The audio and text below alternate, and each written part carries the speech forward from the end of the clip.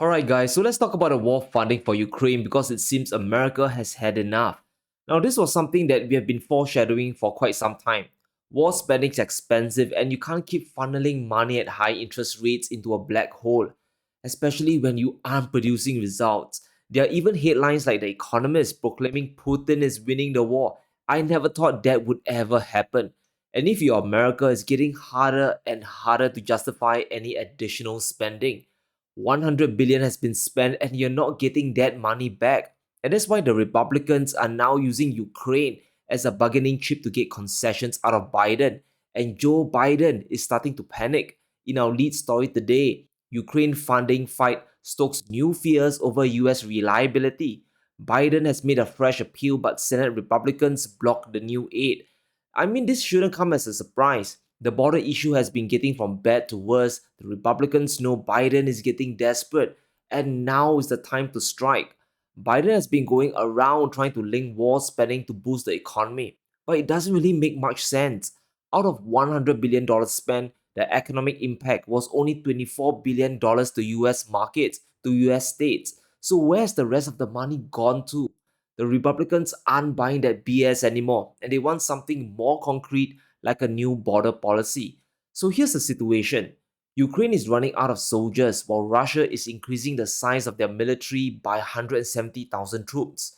US funding for Ukraine might end, but Russia is increasing theirs. So there's a very big mismatch here. Putin has approved a big increase in military spending. 30% of the entire national budget is going into the armed forces. Money wins wars, guys. Putin is upping the ante and is challenging the US to fold their hand. And here's the big dilemma. If President Biden raises the money and Ukraine doesn't make any big gains after that, then it's over. But if he doesn't raise the money and Russia wins, it's even more devastating for US influence in the world. And for Biden, this is truly a no-win situation. Raising the money at least kicks the can down the road, so he's likely going for that option. Listen to his speech. Republicans in Congress are willing to give Putin the greatest gift you could hope for and abandon our global leadership, not in just Ukraine, but beyond that. You can literally sense the level of desperation Biden has for Project Ukraine. If he gives into the border control policy, he's just gonna torpedo his voter base. He's stuck between a rock and a hard place. There's no clean solution here. And I think it's important to address the level of panic the US has and how this will just feed into a greater economic war. This might be the final hand, the last tranche of money that Ukraine might ever get from US. According to Biden, if Putin keeps going and then he attacks a NATO ally, we'll have American troops fighting Russian troops. He's pointing to the NATO treaty the US has with the EU. If Article 5 gets activated, then yes, US troops might be sent to defend the alliance, but that is a very big leap to make. But what's interesting is how the US Treasury itself is on board the idea, right? Janet Yellen is also guilt-tripping Congress to send the money. Now, I didn't know Yellen was in charge of national defense or foreign affairs, but if the panic has spread all the way to the US Treasury, then you know the brown stuff has truly hit the fan.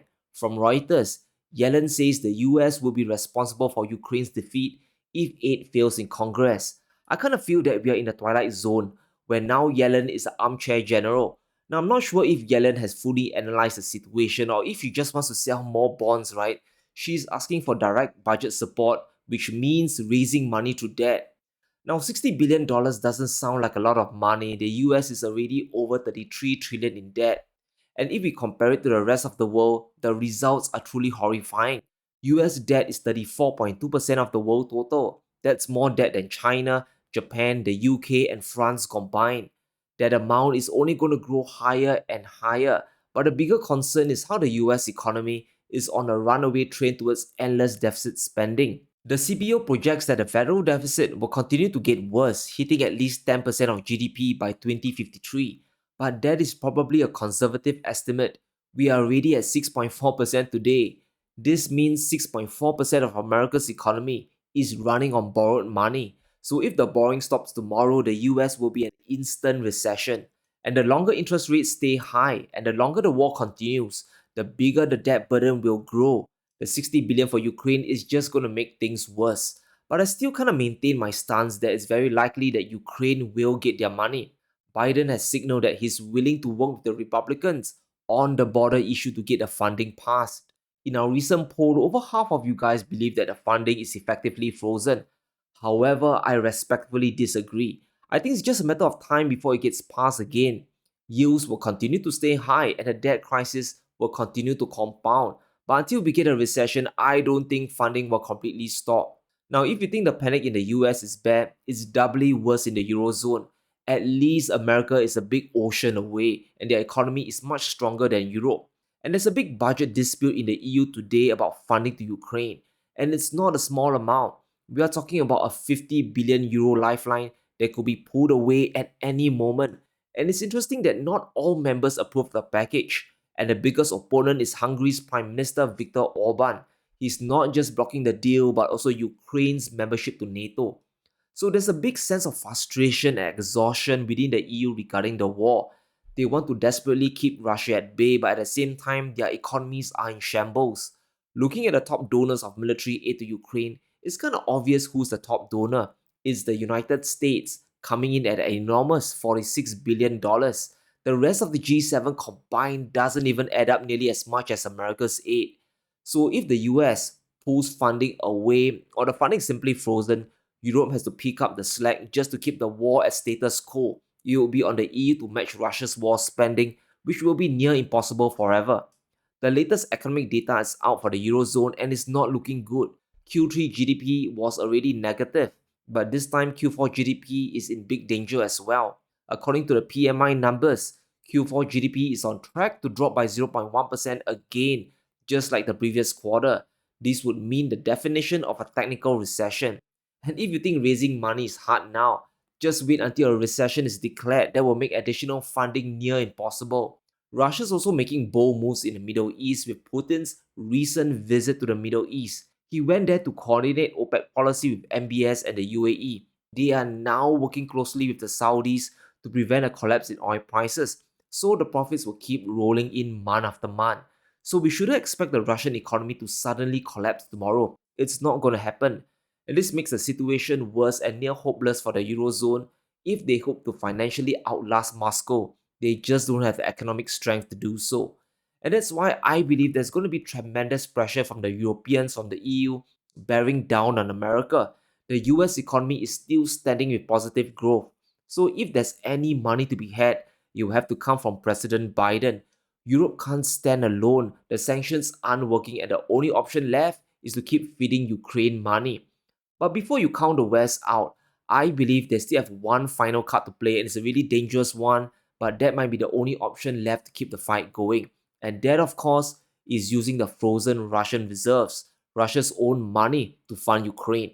We, of course, know the blowback effects, de-dollarization will accelerate like no other, and more money could leave the Western financial system. But the EU is still moving full steam ahead with this idea. This is a big update because it kind of confirms what we have been warning about. Russia can kiss goodbye to their frozen reserves. The Eurozone aims to unveil a plan to tap frozen Russian assets amidst doubts. The Commission plans to review their windfall profit tax plan on December the 12th. And let's unpack this mess together. The plan is to tax the profits of nearly $220 billion worth of frozen assets of Russia's central bank. This is going to be a legislative proposal which could turn into law if passed. We have no idea how much the windfall tax will be, but we can immediately do some calculations here. And let's say I'm the commission and my mission is to maximize the profits. I would throw all the money to short-term US bonds just like the 3-month T-bill. Ironically, this will help the US fund their deficit spending, but let's just focus on the returns here. At a yield of 5.4%, investing $220 billion will return nearly $12 billion annually. That's just from the interest payments alone. So if the EU imposes a 100% tax on the Russian profits, that's $12 billion in aid a year that can be funneled to Ukraine. And at this point, I think Europe is considering that option seriously. If aid from America gets delayed or even stops, the EU is left with this option. It's a financial nuclear button, but I think they will press it.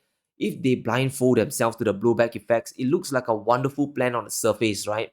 You don't need to raise new money. You're using Russia's own assets against them. Obviously, this is a tremendously short-sighted plan. It's a flawed plan that will just alienate more countries away from the Western financial system. Russia is rebuilding their reserves using gold. China is also busy dumping away US treasuries in favor of gold bullion as well. So if the Eurozone does this, the biggest winner will be gold. And there's a reason why central banks have been buying tons of gold, and it's not just to preserve buying power. The central bank gold binge is even bigger than previously thought. It's because of all this central bank buying that's keeping gold prices high. If we look at the central bank buying, the main motivation is very clear. It can't get any more obvious.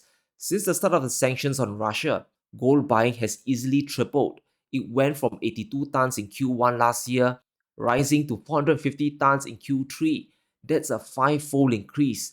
They were buying more and more gold even though prices were near historic highs. This shows that counterparty risk is a big deal for central banks. It's not just about preserving wealth, but ensuring that it stays within your national borders.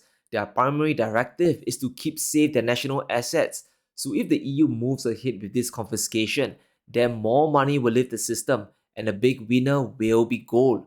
So here's my base case. I believe aid to Ukraine will still flow. Maybe not the entire $60 billion, but once Biden settles the border dispute, I expect them to throw Ukraine something. But at the same time, I also believe that the EU will make a move on the frozen Russian reserves. I think confiscating it outright will be a bridge too far, but using the profits is something that we should be prepared for.